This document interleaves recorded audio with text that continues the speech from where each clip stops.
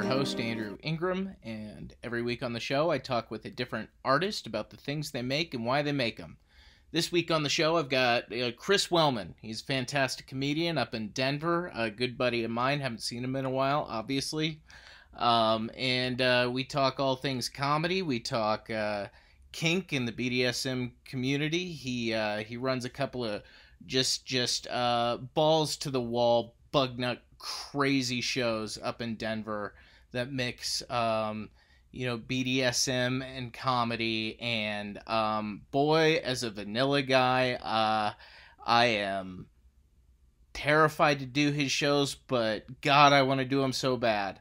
I don't know if that makes sense, but we have a great conversation. We get real deep, honestly, about being maybe outside the traditional norm sexually, and how that can have a negative impact on family relations, and the kind of the price you have to pay sometimes for living your truth. And I guys, I fucking love this guy. I love Chris. I wish I got to see him more often. But yeah, I think you're really going to like this conversation. It was super interesting to me, just getting to hear what he's been up to in the past couple of years. And, I really hope you enjoy it. You can check out, Chris doesn't have shows going on right now. Look him up on social media. Obviously, COVID has been just wrecking house on all our shows, but hopefully soon we get vaxxed up. Chris will be running shows again at the Dangerous Theater in Denver. And he's a great showrunner. He's a great guy. Check out all his stuff when the world opens back up, please.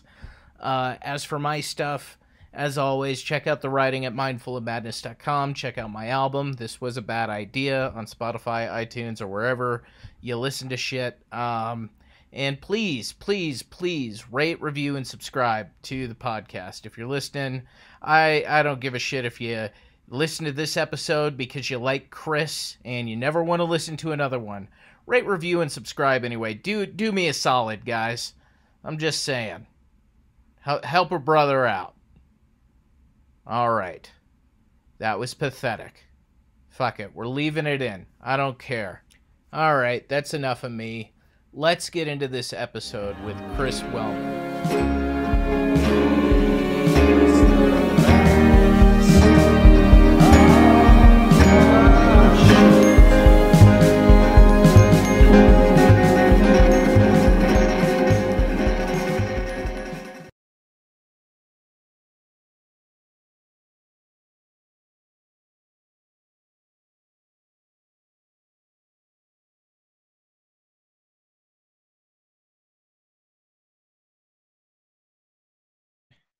All right, everybody. Welcome to Mindful of Madness once again.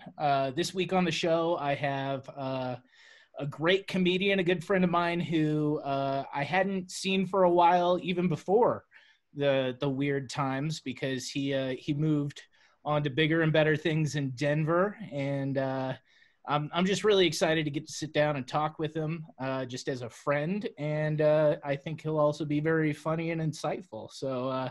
Everybody, it's Chris Wellman. Woo! Thank you, Andrew. What's so up, nice buddy? to see you.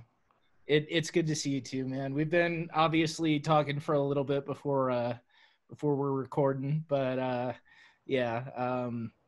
how are things up there in Denver right now? I know you recently moved. Yeah, I recently moved out of downtown. Downtown was fun at first, and then when COVID hit, it became a fucking nightmare in every way. Yeah, my partner and I moved in together, and we lived off Colfax, and that was just a nightmare. We lived there for 3 months out of our 1-year lease, and then we had to break the lease, and we moved further south. So we're in like Hunters Run, like Glendale, Aurora area now. Okay. Yeah. But I still want to leave Denver overall, I think. Yeah. So I know you were running one of the hottest shows in Denver for a minute, and we're kind of able to do some stuff even in the midst of COVID safely. But right now, everything's kind of on hiatus, right?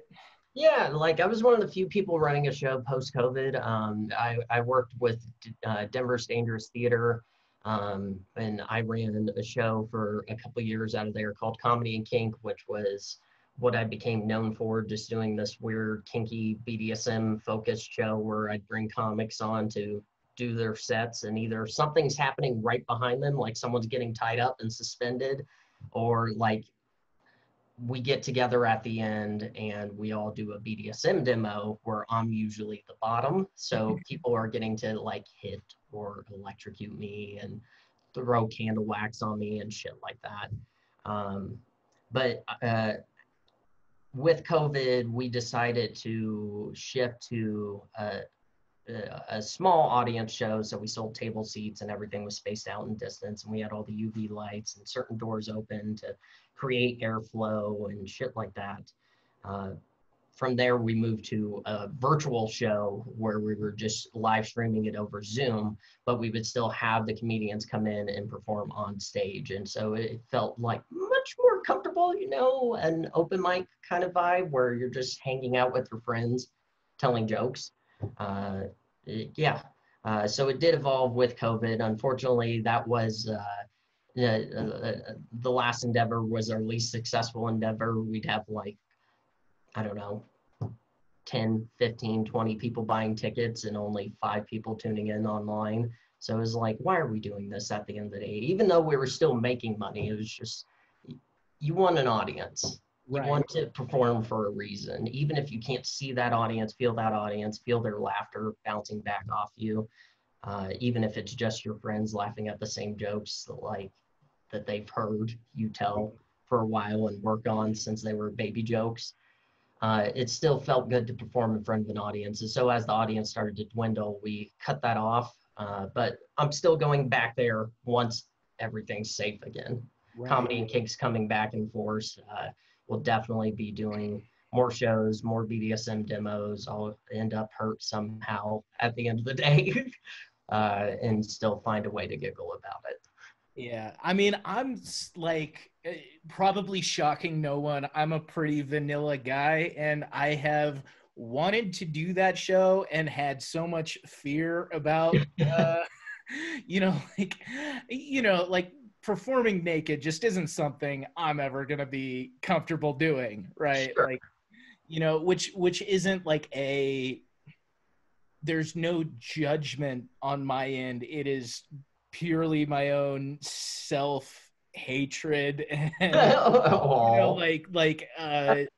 uncomfortableness in my own body. But I'm also like, I really want to I want to perform anywhere where the audience is fucking hyped, you know? Yeah, like that's one of the things I figured out early on about the show, and one of the ways I was really privileged is this audience just connected with the show immediately.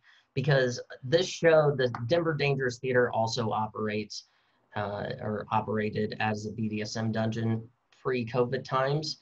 And I went there just to explore myself in that context. And then I found out, oh, this is a theater as well. And they sometimes host shows here. And then, oh, the owner is looking for more shows. So I had a friend who was at the time running a self-defense class that he was teaching on the weekend that I actually went to and brought another comedian with, which it was really fun because we got to beat the shit out of each other for, you know, an hour and a half while learning the, like all these tricks of how to get out of chokeholds and shit. That was fun. But he was a really good friend of mine. He started going to the scene around the same time. So we were like newbies together. And he had mentioned that, oh, she's looking for people to host shit. You say you're a comedian. Like, why not here? And so I went and talked to the owner, and it turns out like she was super down. She had had comedians run shows there before, but no one had ever before harnessed, like melded the two of comedy and kink. Yeah. Which was the basis of my show. And that became kind of a focus point for me because that was the only suggestion I had for the venue was how do I make a different comedy show? Okay, well, comedy and BDSM. And so I pitched that and then really started to marinate on it and started to kind of develop this idea of what I actually wanted this show to be. which for me was, as a kinky person, I had felt all this like shame, guilt, all those emotions around uh, all the kinky parts of my own sexuality. And I wanted the show to be the exact opposite because, yeah, kink is in the zeitgeist, 50 Shades of Grey exists, even though that's not a good example of kink or BDSM uh, or consent. It's still more well known. And luckily, shows like Bonding on Netflix and like my show, I think, exists, and like other BDSM comedy shows that I found throughout the US. There's a couple in like Seattle, actually, and a couple in LA. And I'm just so proud that I also have one of those shows. But I wanted it to be the opposite and be a more realistic version of what kink and BDSM looks like. It's not abuse. It's not the leather daddies all the time just hitting some poor woman into crying and shit like that. People don't see laughter. People don't see negotiations. People don't see the genuine joy that comes out of BDSM. Because for me, it feels like childhood play with adult privilege, like that sense of play that you and I had as children where you could just roughhouse and play and just tickle and it wasn't fucking weird ever. It feels like that, but with adult privilege, and part of that is consent and like negotiations and etc. And so you get to go have this fun experience that isn't always sexual. And I really wanted to bring that to the stage and show especially what's funny about it. So I wanted, with me bottoming in particular, I wanted the idea to be like, I'm the butt end of the joke. I'm enjoying this. This is something I'm 100% up for, so that it doesn't scare the audience. It's not a demonstration on someone else. It's me, the host. And then you see both the I'm terrified moments, the like, oh, what is that noise as I'm blindfolded and someone pulls out a taser. Like you see that, and just I also have the reaction, which is my genuine reaction when I'm having a BDSM scene of like, oh, I kind of like it. It scared the shit out of me. And then, so like the audience gets to laugh at it. One of the coolest things about that show is having people message me over Facebook, Instagram, and like FetLife, which is kinky Facebook, basically. But message me like, hey, your show was the first BDSM thing ever I went to, and that is fucking rad. Like, you should feel proud. Like, it made me comfortable to try this shit out, to go to a dungeon, to go to a class, to go to a social meetup, whatever. And I think that's the coolest thing my show has ever done. Yeah, fuck any joke I've ever told. Like, if I get to break that wall and make it seem more harmless like it really is, to the public, like that's cooler for me than anything I've ever done in comedy. Yeah. Do you what do you think the makeup of your audiences are? Is it mostly people in the community with a few outliers, or is it the other way around? I have now I have a very good mixture, at least both like as my show kind of evolved, but even before COVID, it had more of a mixture of people from outside than it did from inside. It started off like, I think my first show I may have had 8 people in the audience. I have probably 4 people who show up for every single show, no matter what, because they support the venue, support me, and they just show up every time. Which is so fucking, like, that's such a good feeling when people come back. Oh yeah, and they're part of the scene too. They're like my kink grandma and grandpa is the way I think of them. Like honestly, they're at every single show. They participate. They're great audience members. They're there every time. I love them dearly. They're the Dave Caldwells of kink. Yeah, exactly. Like they've been in kink for a while, and they're like, holy shit! Like the newbie is doing something fresh and new. Yeah. Like, and they just come and they support the show and they support the venue, and I love them dearly. But it started off primarily people in the community. It started off like that first show, only a couple people showed up. Then it was only my friends within the scene because I got heavily active in the scene. And then it started to like grow over the span of like about 3 months. Like at the 3-month mark, I started getting a lot of people who just saw it on Facebook, who just saw it advertised, who just saw it. I think we're advertising like in the Denver Post and Westworld for a while. So yeah, it started to draw a broader audience and draw more people in, which is what I wanted originally. Yes, I wanted a show that honored people in the community and like was really respectful, but also poked fun at kink, because I think so few people do that in a way like that's actually healthy. You know, the main joke is like we're all perverts and deviants and we're always the serial killers on NCIS and shit like that. Like, but I feel that that's the opposite. And so I wanted a show that honored them and honored my community. And Well, was very much a show that young Chris would have looked up to. right, right. Which you're still a pretty young guy anyway, but 32. yeah, yeah. I mean, but I'll say, just in general, comedy is always funnier from the inside. Like, there's nothing more annoying as somebody who grew up in a very religious, situation, to hear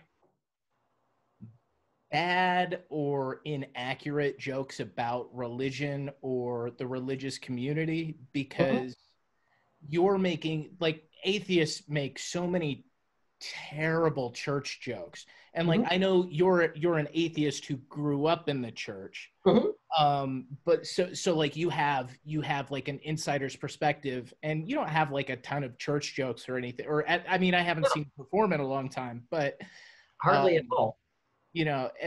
But like, I think you can agree, like, in like a show about kink, having people who are involved in the community make the jokes more insightful and frankly better observed. Like, white guys making jokes about black people is always going to be fucking hacky. There are going to be a couple, exceptions to the rule, but for the most part, hacky. Most jokes about religion in stand-up, even stand-up you see on Netflix or whatever, is fucking hacky because they're people who don't have any time for or experience with the religious community. I have to imagine it's the same way with the kink community. Not that there's like a lot of stand-up about kink, but its representation in media has to be just ridiculous, I would imagine. I mean, I grew up like the only positive. I'm not sure if you've seen Bonding on Netflix. That's I think I actually watched the first episode, but that's watch it. It's a very insightful representation to kink. And the thing I started my show a couple months before that show released on Netflix. So I kind of had the idea, and that just concurrently happened on top of that. So it like further pushed my brain as far as which direction I wanted to go in. But on top of that, it was the second and only second positive example of what kink and BDSM looks like in my life. The very first example I had up until Bonding came out in whenever it did, 2019, 2018, was Morticia and Gomez. That was it, where it was an actual semi-healthy relationship. Yeah, if you go back and watch that movie, both movies especially, with that kinky mindset of BDSM and both of them being switches, that's a very different movie, and that's a very healthy relationship, actually. And I've had loads of bad examples all throughout. All this talk, all these, regardless if it's something fictionalized like NCIS or if it's non-fictionalized, something about time and BDSM and like how that leads to psychopathy or something like that, something really deviant. And those have been the only two examples. It's like, well, fuck, I'm going to be the third at the very least. Like, I'll at least be a little blip compared to those two. But God damn it if I'm not going to try. Yeah, I mean, because of course, as a kid, especially growing up like I did, I didn't realize there is some kink coding in Adam's family. Uh-huh. You know, but my very first thing that I remember that was even a thing related to kink that I was like, what the fuck is this? Was Pulp Fiction, Mhm. where it's just played off as a joke, really. You Yeah. know, like it's an intense scene, but it's all of this kind of like gay panic kind of comedy. And like Uh, psychosexual is what that shit is, right, basically. yeah, yeah, That's and you not know, like, what we do. right, right, and there's like I mean, clearly, I think it's well known that Tarantino has some fetish leaning Mhm. himself, Oh yeah, but he's in defeat for sure. For he's goddamn definitely sure. he at least has uh some He's non-vanilla leanings, but that his representation in that movie probably isn't the best. no, no. Especially that one. But if you consider all his art, he's definitely, of course, in defeat. That's a very, I Yeah, feel like, well-known thing. yeah, But he's so in defeat, and he's such a good director that I'm not in defeat whatsoever. But when I watch his movies, that's all I could see, and I right. start to be like, "Am I missing something about feet? Like, Well, is he yeah. on some next level shit that I just don't appreciate yet?" Well, and the Like, best and feet, the best example isn't even in his movie. It's in From Dusk Till Dawn, yes. which is Robert Rodriguez just like giving his boy an alley oop, I guess. I don't like, hey, let's get the most attractive woman in the world and she'll put her feet in your mouth in this. I guess he did write the script. Did Somehow that seems less uncomfortable to me compared to Death Proof when it's the unconsensual, the creepy, like I'm gonna touch your foot, like on the side Yeah, of the car as it's yeah, hanging out. It's so hypersexualized and so creeped upon that if that was any other body part, if that was her tit just hanging out the window, you'd be like, "What the fuck is this movie, Quentin Tarantino? What the yeah. fuck, seriously?" I Yeah. know it's on the same level for you, but you get away with it because it's feet, sir. Hmm. Hmm. Yep. Because I mean, there's like he's a filmmaker I like, but I'm also not 24 anymore. You know, Yeah. like yes, he's a very good director. He is not the best director who ever lived. His stories aren't the most interesting thing that have ever been written. You're fine, Quentin Tarantino. He's Good, his good own for flavor. yeah, like He's the you're Jack White of directing. right. Yeah, that's a good analogy. It's like you're very good at this, and I like it a lot, but people It's who its are own obsessed with thing. you are a little It's weird. yeah. It's weird. I have to be in a mood. Like Yeah, yeah. That well, and it's even a better or like a great comparison because it's like I don't think I want to be in a room with you. You know, I don't want to hang out with Jack White. I want yeah, to, exactly. you know, I want to listen to him play guitar. I don't know that I would want to be on a Tarantino set. I want to watch his movies. He Fair seems enough. like both seem like very hard people to work with. That they do. Yeah. Um, so what are you doing right now to scratch that artistic itch? Are you got Um, anything in the works? yeah, kind of. So I've been painting a lot more recently. I used to, I don't know if I ever told you this, but before I fell back in love with comedy and started doing it again, from about the ages of 19 to 23, I used to paint and do very well for myself, like Mhm.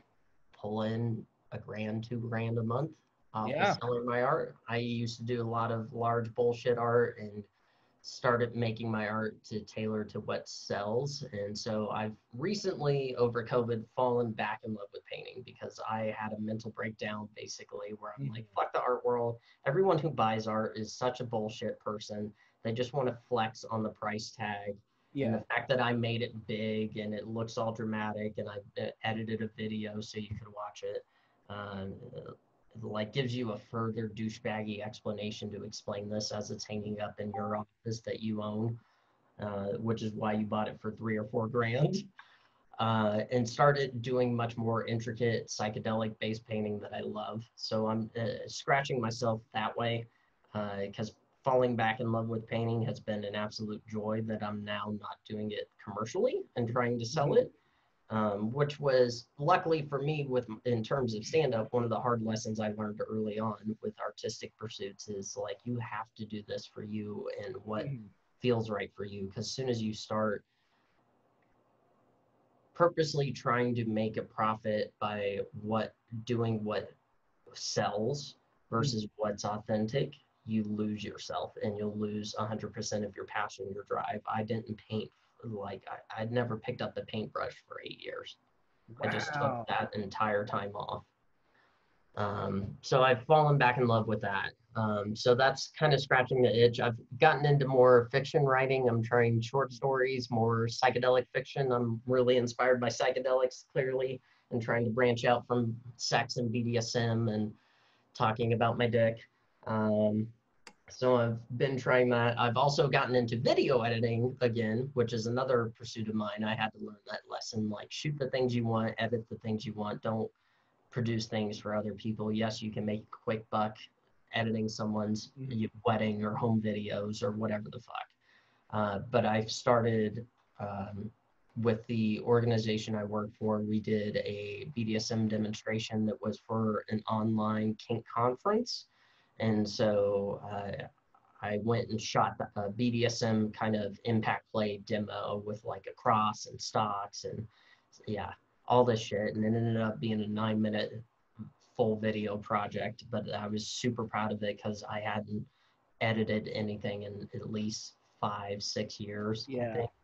Yeah, not to completion and not to the point to where I actually felt proud of it. So it felt really nice, and I got a very good feedback with that conference. So that felt really cool. And it makes me very curious about trying to, I have this idea in the back of my head with some of the stories I've told of mixing stand-up and porn, where I would like to, yes, do a comedy album where I release just all these really good sex bits that I've had for a while. And they all kind of tell the story about me coming out as bisexual, me realizing I'm non-monogamous, my adventures in kink, etc.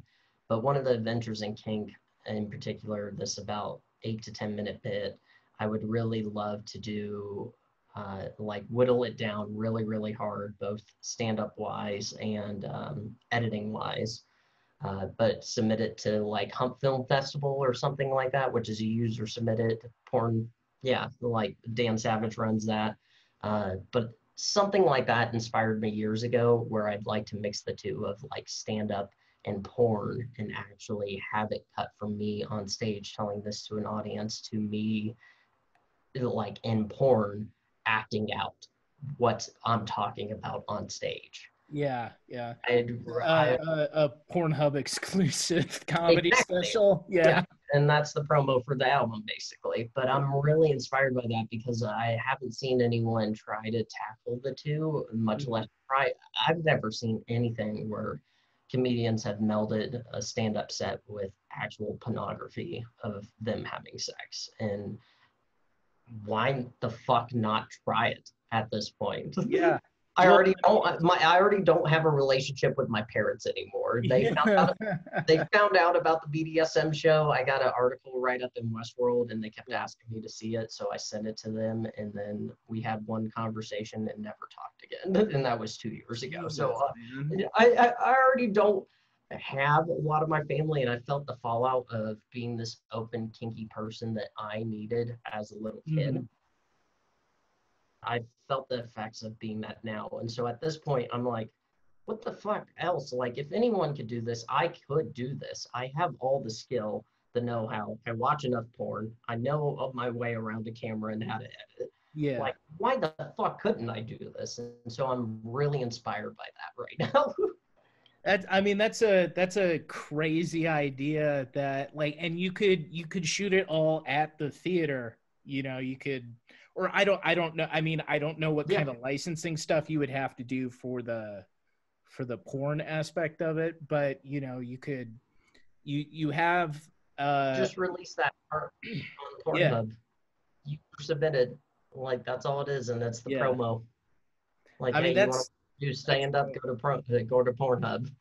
do you think you would shoot it as you said album? Do you think you would shoot the whole thing, or do you think you would? Oh yeah, no. So I have jokes, especially because it's been about how long?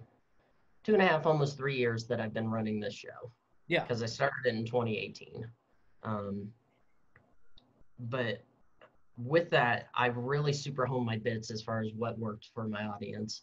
And then on top of that, I also developed, another show or two, one of them being The Slut Down, which is a sex storytelling show where I only do storytelling, where comics can only do storytelling. We award them at the end. They get a little sash that says Proud Slut based on whoever the audience loved. They get a tiara and a bouquet of sex toys. Like, yeah. So it's a celebration of sex and like the stories. Like I Mhm. tell everyone to really lean into it. So I've been doing that for a while, and with every Slut Down show, I just told a different story. So at this point, I have too much material to where I'm like at the point where I want to just I don't give a shit if it's my first album, my first project I ever try. I have enough just to talk about between me being bisexual, non-monogamous, and kinky. I have enough to fill 60 to 90 minutes Yeah, yeah, easily. And I can yeah, take one of those stories, a 5 to 10 minute bit, and make a porn about it. I do that with multiple because multiple are worth shooting. yeah, But it's become hyper focused at this point because my material was hyper focused.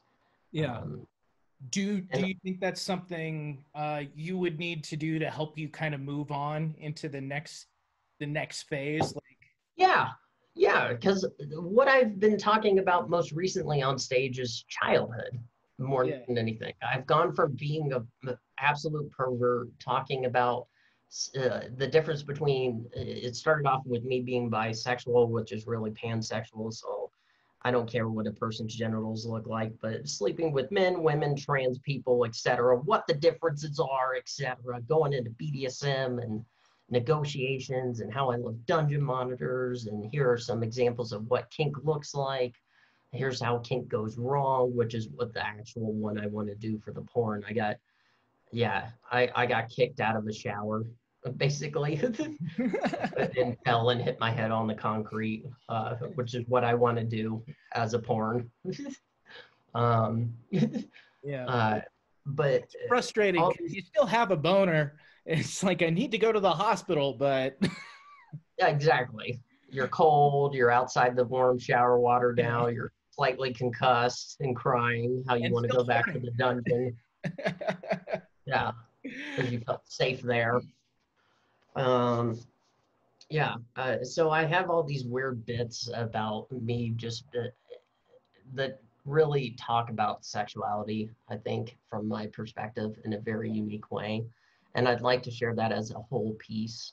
But what I've been working on more recently is childhood shit, like stories about Mhm. how during my middle brother's 13th birthday, I blew out his birthday candles and he cried at Red Lobster. Talking about, God damn it, there's so fucking many. Uh, yeah, that birthday cake one makes me feel fucked up about myself because he Yeah, still believed in wishes, man. Like, yeah, yeah.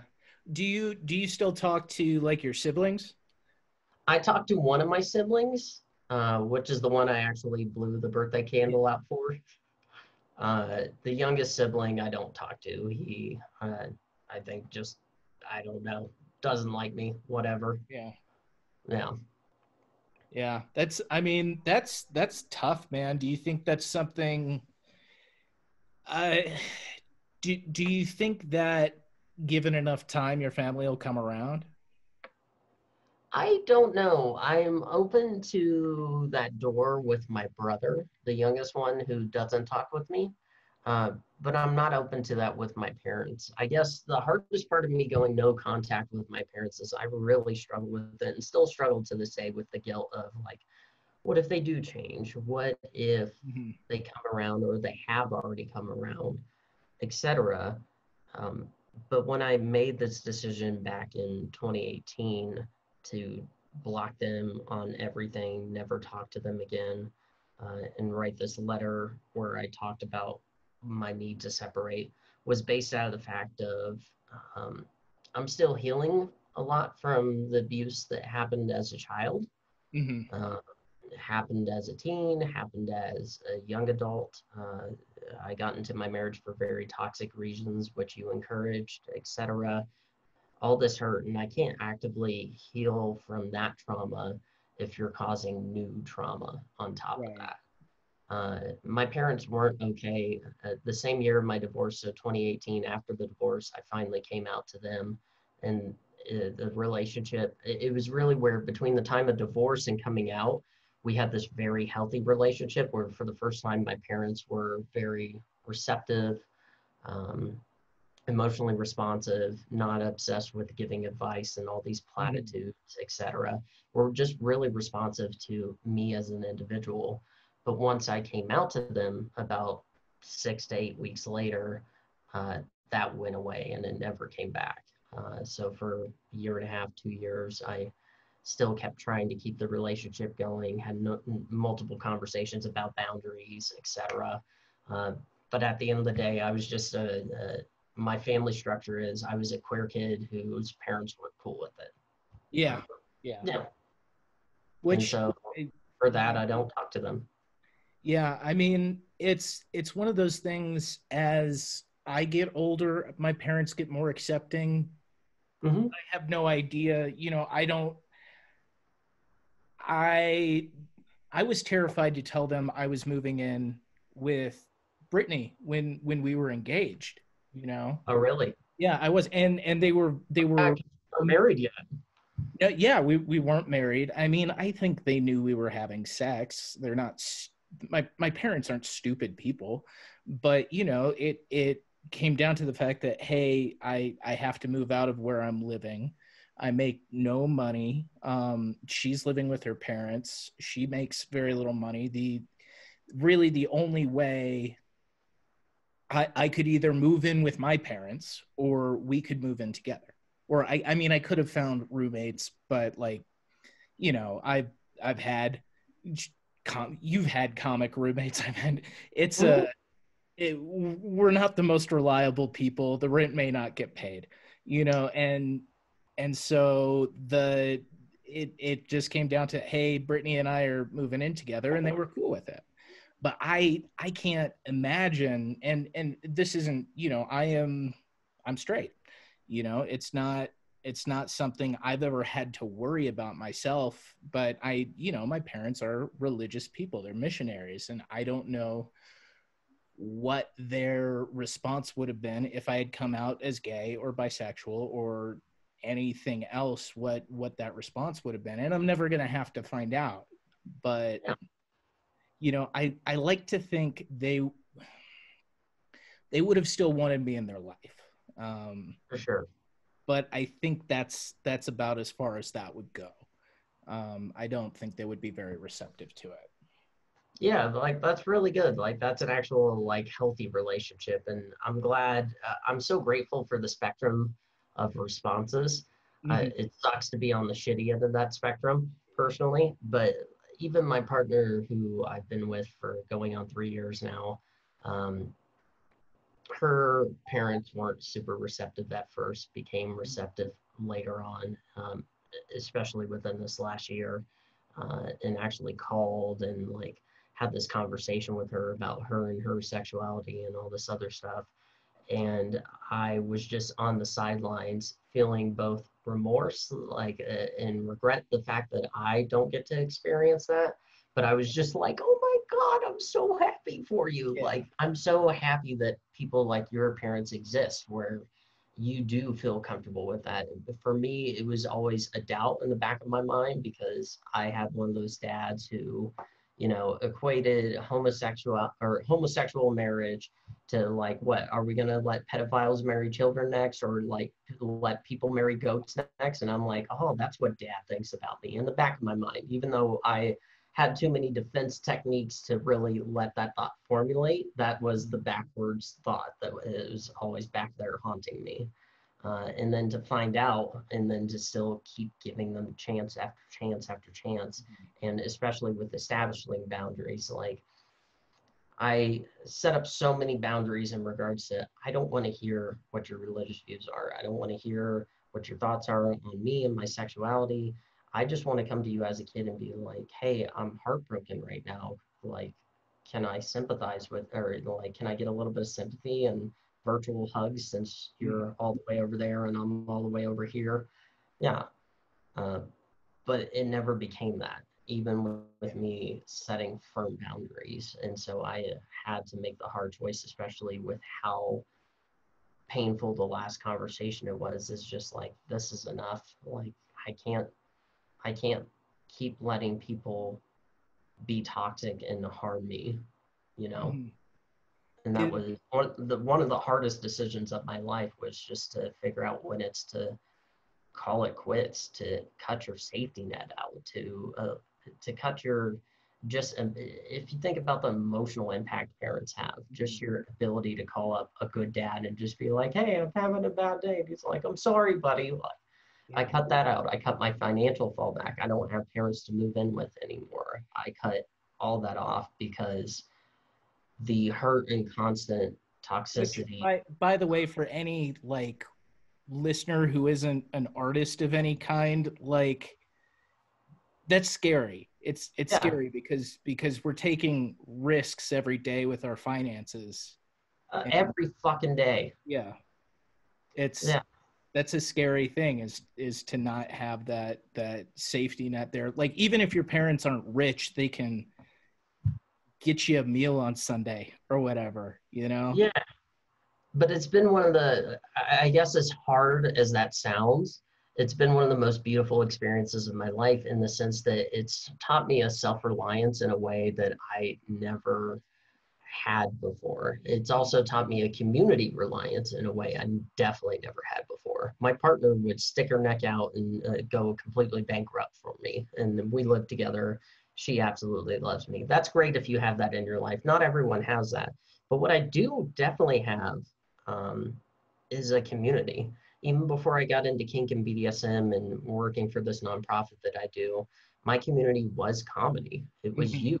It was, you were one of the first people I called, like, post-divorce, like, hey, man, I'm moving out in a couple weeks. I need someone to help me load up a moving van. And you were the only fucker that showed up. Like, but luckily, to be fair, it's hard not to show up when you were virtually my next door neighbor. So yeah, we were pretty much next door neighbors. We're 200 feet away. Yeah. But yeah, like I had people like you, and I had other comedians. Nylan, one of our good friends, came down from Denver, and he was the first person I reached out to. Like, hey man, Ashley told me last night she filed for divorce. I need you to get other comedians to roast me because I need jokes to make me better, which is my intrinsic need. Yes, I need that to feel better in my soul. But Nylan never did that. Actually, he ignored exactly what I said, and he never told anyone else. And he came down from Denver to Colorado Springs that very next day and took me out for dinner. And he was like, "You're moving into my place." Yeah. I know your lease is up. Yeah. You want to know my gut response to that story? When you started was, motherfucker, I wasn't on that show. And then, oh wait, the show didn't happen. Okay. Yeah. Because I have that need too. Yeah. Yeah, man, that's fucking beautiful. Do you think this is something you're going to write about, or is it something you've already been writing about? Yeah, so I was really proud of this, actually, but also secretly ashamed. So given the context of everything that happened with my family, I think you can understand where I'm coming from. But I was very reluctant to share this video clip over social media. But this last Christmas, we did a comedy show at Blush and Blue, which is where I used to host the Slut Down, and it's the one lesbian bar in Denver. It's a great place. I'm good friends with the owner. She was trying to get me a job throughout COVID, etc. Like she's a very decent human being and a great venue. Um, but we were doing a show there, and I was on someone else's Christmas show. So I think it was Savage Comedy. Um, and the day before, I'd been booked for a month at this point. The day before, the person who was running the show was like, by the way, we want this to be very wholesome. I don't want anyone to talk about COVID. I also don't want anyone to talk about very sad shit, but it's supposed to be wholesome and talk about Christmas. And I just started panicking because I'm a Yeah. pervert and I was thinking all my pervert material, which I did do, of course, but I was booked for 10 minutes and I was trying to figure out, fuck, I don't have any positive Christmas shit. Mhm. And so I sat with it for the next day and just kind of rambled at the end of my regular pervert set uh, about the need for community and Mhm. how comedy has serviced that for me so much. And I feel such a bond with comedians. And I grew up not liking Christmas. Christmas was actually a hallmark of depression for me because Mhm. about age 8, I realized like I got all the presents I wanted. Everything's going good. Parents aren't yelling. The grandparents aren't yelling. Everything's fun. Like I'm enjoying my cousins in this time, but somehow I feel number and more sad. And Mhm. I had interpreted that from everything I saw in cartoons of like you just get sadder as you get older, or childhood was the best, and you just stop feeling emotions and feeling happiness. And so I was like, well, this is the end. This is the downward slope part at 8. And so Christmas was always super sad because I used Yeah. that as a hallmark and always looped back to compare it how I felt last year or the year before, or back when I did feel happy, etc. And Christmas continued to be that way all throughout most of my 20s. And it wasn't until I had moved to Denver and got so plugged into comedy that holidays started becoming this non-traumatic, very joyous event for me. Mhm. And that was being around other comedians for like Thanksgiving or Yeah. like Orphan Thanksgiving, like DePonzo hosted at Yeah. What Yeah. Right, or uh, You've come doing to, Christmas shows. yeah, and you've come to like Friendsgiving at Charlotte's, right? Oh yeah, oh yeah. Yeah. Yeah. I mean, those are always a blast, you know? Yeah, it's the community that really propels me forward, especially now that I don't have a family Mhm. really anymore. My family has become much more abstract. Like the concept, for me personally, the concept of family is just people I absolutely fuck it with versus everyone else. Yeah. Yeah. Some of those are my biological family. Very few of them are actually, but some of those people are like my partner, or Nyland, or Mhm. Tyler, or Rumry. Yeah. Yeah. I have a very diverse, different looking family, but I still have a family. Yeah. Was the hard thing to learn is like building from the ground up what your family Right. looks like, who matters to you, who cares. Anyway, I shared that whole story, and why I talked about it being embarrassing is apparently that went really well, and the showrunner used that for the promo. So we live streamed it, I don't know, 5 times, something like that. And for weeks, that was the entire promo, is just me not being funny, talking about how I don't have a family and how comedy is my family. It was Yeah. all it was advertised to people. And Oh it's like, come man. into this comedy show where there's 0 laughs during this clip. That's it's always there's always something weird, and like I relate to this really hard just because what people latch onto is always the thing you're self-conscious about, Oh, not yeah. the thing you're super confident in. No, never. Yeah, I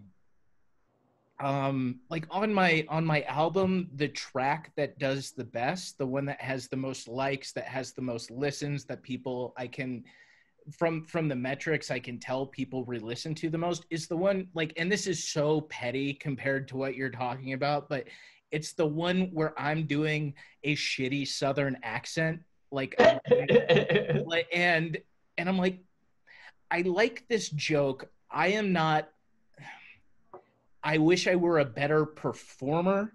And like I'm much more confident in my writing than I am in my performing, and I wish. I don't think it's the best written joke on the album.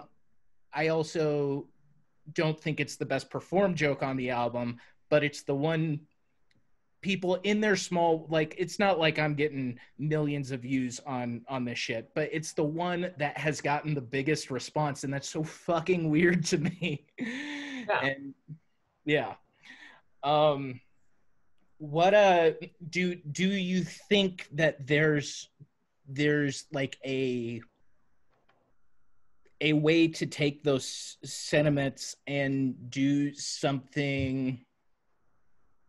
I I I'm trying to figure out how to say that. Like, I don't want to talk shit about Hannah Gadsby is what I'm trying to get at here. Like, I think, what she did was very valuable. Do you think do you think there's a way to translate that into something punchier? And Fuck yeah. Yeah, do you think that's something you're gonna do moving forward? That's something I'm already been doing. Is I appreciate the fuck out of Hannah Gatsby and what she was doing. Yeah. But fuck, man, like you could have been way funnier. Are you kidding me? At the end of the day, I talk about one of the most vulnerable and self-judgmental aspects of my life. I talk about sex a lot. I talk about my sex and how it's different compared to whatever, and I make fun of that. I point out the ways I'm a weirdo, but at a certain point that became unsatisfying, and I realized there's a deeper message to sex and sexuality that you haven't touched on. And so I started going more into things like consent, etc. One of my favorite absolute stories is talking about my second sexual assault I went through. I went through many, but it was my favorite. You can have a number one in your heart, even though it was second chronologically. Yeah, you can work the fuck out of that. I am most proud of that bit for the specific reason is right up front, it's uncomfortable.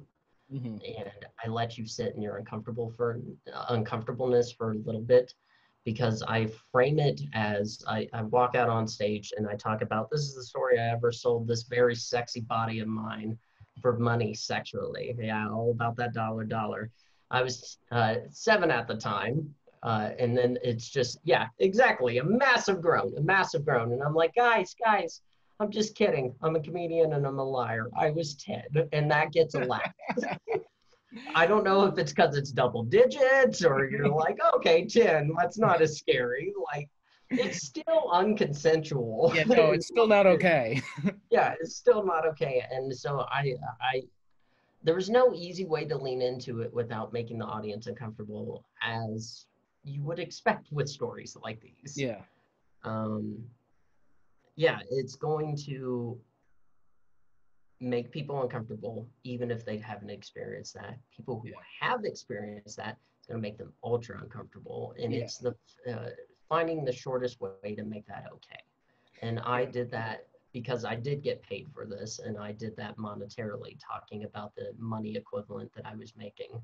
Because I originally got pitched a quarter per second. He let him stick his hand down my pants, which, yeah, sounds gross.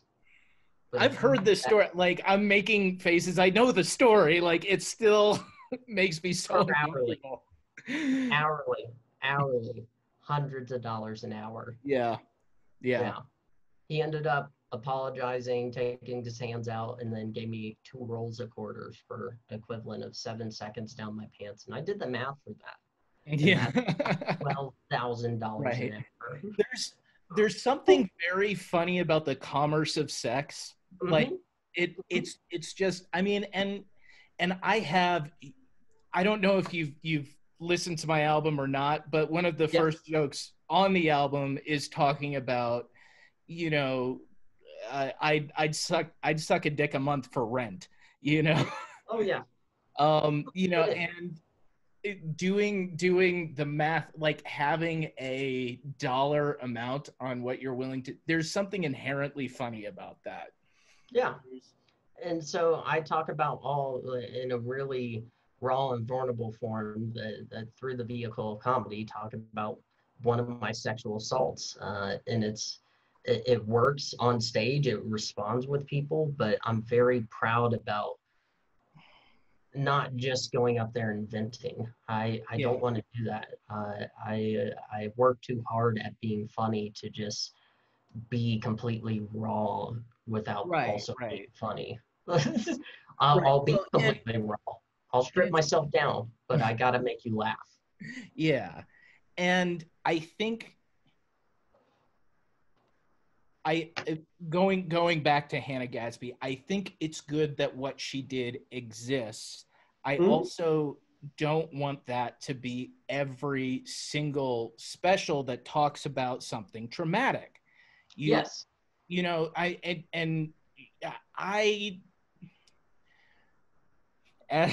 again, I'm a straight white vanilla guy, and so this take probably isn't the most valuable, but her whole point about self-deprecation being a part of the abuse, it didn't ring true for me.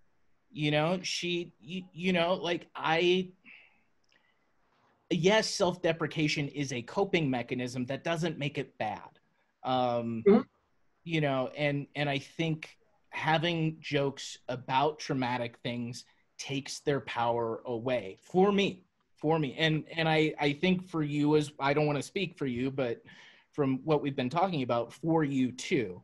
And so while I think what she was talking about is very true for her and can be a very powerful message for, and a very important conversation to have in the scope of comedy moving forward, I don't think it has to be oh yeah, Hannah Gadsby's right, stop making self-deprecating jokes about your gender or sexuality or whatever. That doesn't have to be the case.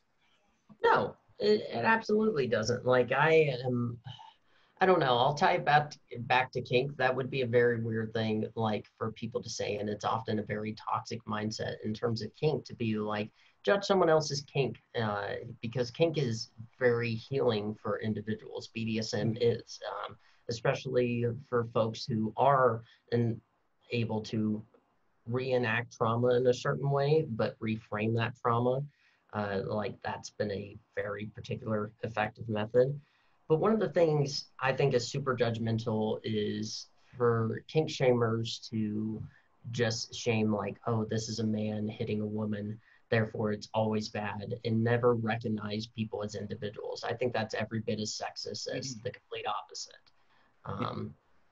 Yeah, if there's a term of, twerfs, trans reactionary, or trans exclusionary radical feminists, or sex worker exclusionary radical feminists, there should be a kink one of twerf. We just call those people, and I think a rowling is a much better term than a turf. Personally, I think it's catchier. Just call them rowlings. Sure, whatever term we want to use, but for that mentality of being so radical that you just see everything in the black and white, and you don't see individuals as far as what's healing and what's beneficial for them, let alone the people who may be involved with them through that act, is horrible. I think the exact same thing with comedy. How dare you say someone shouldn't be tied up and spanked, but also how dare you say someone shouldn't joke about themselves and their own trauma and their own processes. Because you don't get to define what's healing and beneficial for that individual. You just don't at the end of the day. Well, and I don't care if it makes you uncomfortable, don't watch it. Yeah, well, and that's the value in trigger warnings or whatever. You can let people know before you get into that stuff. Hey, that's, in Maria Bamford, talks about mental health. And a lot of people who have some of the same struggles she does find what she does very helpful. And there are probably some people with similar problems or struggles or whatever you want to call them, that are the exact opposite, that watching her is triggering for them. And I think that's just important to remember, that people's responses are different, and that's okay.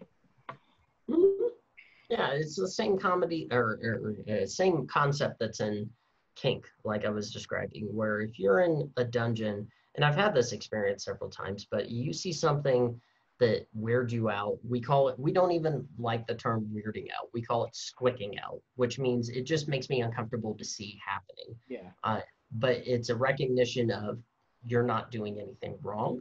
You're not hurting anyone. This is a consensual act. It's just uncomfortable for me to watch. And there's been numerous times I've been walking through a BDSM dungeon just on a regular night, just like, hey, my friends are here. Hi, what's happening over here? Oh, some people are getting tied up. What's happening over here? Sounding. Oh my God, something's being shoved down the man's penis. I don't want to watch that. I have to run away. It's no judgmental to you, but at the same time, it makes me uncomfortable, so I just leave to where I can't watch that anymore or hear that going on. That's just what I do as an individual. And it feels weird to judge those individuals because they made me uncomfortable. I could just walk over there. And I think it's the same thing with comedy. So like that call of arms that Hannah Gadsby did have of anti-self-deprecating jokes. Okay, that's you and that's your boundary and that's totally fine. I get it if it makes you even uncomfortable to watch me as a separate comedian and individual perform and you want to leave the room. I've had that experience a lot in Denver, especially working open mics at queer spaces, because I've gone to a lot of queer spaces where it's basically trans lesbian poetry night and then me and two other fuckheads show up and just talk about our dicks for a while. Yeah, I get that. Like, if you hear my name and I'm not your flavor and you just go to the bar and have a drink or go smoke a cigarette, whatever, that's fine. I don't care, but I want that power for everyone. And so I think it's dumb in every way to be like, I'm no longer supporting comedians or think comedians who self-deprecate are good comedians. They're using a toxic trait because it was toxic to me. Yeah. I can walk away is all I'm going to say, is just walk away. I'm still going to go do my thing. I'm still going to talk about my sexual trauma in a way that's very healthy for an audience and makes them feel comfortable, but I'm going to self-deprecate all throughout this dish that I'm serving up. I'm going to talk about how slutty I am, etc., how money-making, scammy my brain runs, and I'm just all about that dollar, etc. I'm going to do it. But walk away if that makes you uncomfortable. I don't want to have to warn you of everything up front. I'll let you know this is a sexual trauma thing for sure before we get into it, but I'm not going to give you all the details, especially the fact that I'm self-deprecating. Well, just flip. Yeah, I don't even know that like she cares. Like it's I know we're talking about a 2 or 3 year old special at this point, so who fucking cares? But I mean, I don't even know that she had a problem with other people doing it. I just know that like that was something in a piece of art that I found very impactful, that like I just boggled my mind, that like she's like, self-deprecation is giving the patriarchy power or whatever, and like I can respect the point. It was just something so odd for me, and again, as a straight white guy, maybe that's just not a lesson for me. Maybe that, like that's completely fair too, is that just because that's not for me doesn't mean that that's not valuable for someone else. For sure. Yeah, but I feel like we should start, like we've got a little bit more time, but I do have another podcast. Go right ahead. I've got 3 today, man. So let's start. Start kind of wrapping up here. What's kind of your goal moving? We talked about you maybe filming a special or an album here probably after things open back up. But what are kind of the things you want to accomplish next in your artistic career? So with comedy, I still have had this idea for 2 years of wanting to meld comedy and porn, regardless if a special happens, because that's the part I'm most judgmental in. Like the bit I want to do for the porn works. The I've thought about it for 2 years, so I've thought about camera angles and everything and how I want to cut back, and I see it all as an edit in my head of how I want to do it. But the special's the thing I'm the iffiest about. But I do, because no one's done it as far as I know, melted stand-up comedy in particular in porn. People have tried to make funny porn, people have tried to make comedy porn. No one's done both. And I really want to do both to have it passable enough to be on Pornhub. Yeah. I really want to just break that mold, I guess, that boundary as far as crossing the two and blending the art form. I'd like to submit it to film festivals, specifically porn film festivals, but that's one thing I'm hyper passionate about. I guess the other things I'm passionate about creatively is just like the nonprofit work I do.